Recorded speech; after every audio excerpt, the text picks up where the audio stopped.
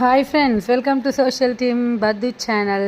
இந்த மாதிரி ஒரு நாளாவது சாப்பிட்டு பார்த்துருக்கீங்களா? இல்லை ட்ரை பண்ணியிருக்கீங்களா? இல்லை உங்களுக்கு யாராவது செஞ்சு கொடுத்துருக்காங்களா?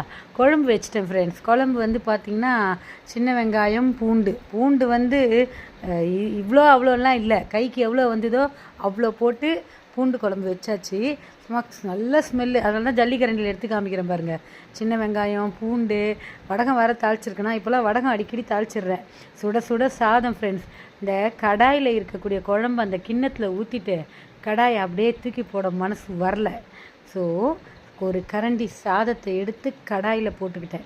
இதைத்தான் நான் முதல்லையே கேட்டேன், என்னென்னா இந்த மாதிரி சாதம் கலந்து சாப்பிட்ருக்கீங்களா, இல்லை உங்களுக்கு யாராவது கலந்து கொடுத்துருக்காங்களான்ட்டு. வாங்க, அதிலே ஒரு அரை கரண்டி அந்த பூண்டு, வெங்காயம், தக்காளி இதெல்லாம் சேர்ந்து கொஞ்சம் போட்டுக்கிட்டு கலந்துக்கலாம் ஃப்ரெண்ட்ஸ். ரொம்ப சுடுது, அதனால் கரண்டியில் தான் நான் மிக்ஸ் பண்ணுறேன். ஆனால் கையில் கலந்தோன்னு வச்சுக்கோங்களேன், இன்னும் டேஸ்ட்டு வேறு மாதிரி இருக்கும். அந்த காலத்துலலாம் ஏன் கையில் உருட்டி போட்டாங்க தெரியுமா? வாய்க்கு அவ்வளோ டேஸ்ட்டு கொடுக்குங்க. கையும் அந்த சாதமும் ஒன்றா சேர்ந்து இப்போ கையால் பிசையும் போது டேஸ்ட் கொடுக்குன்னு சொல்லுவாங்க.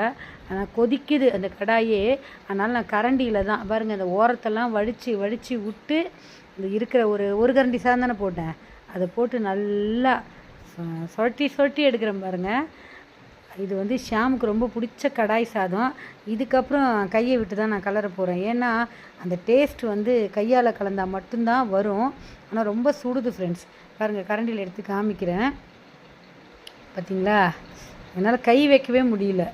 இப்படி எடுத்து ஒரு உருண்டை வாயில் போட்டிங்கன்னு வச்சுக்கோங்களேன், இந்த டேஸ்ட்டை அடிச்சிக்க ஆளே இல்லை ஃப்ரெண்ட்ஸ். நீங்கள் இந்த மாதிரி கடாய் சாதம் கலந்து சாப்பிட்ருக்கீங்களா? சொல்லுங்கள் ஃப்ரெண்ட்ஸ்.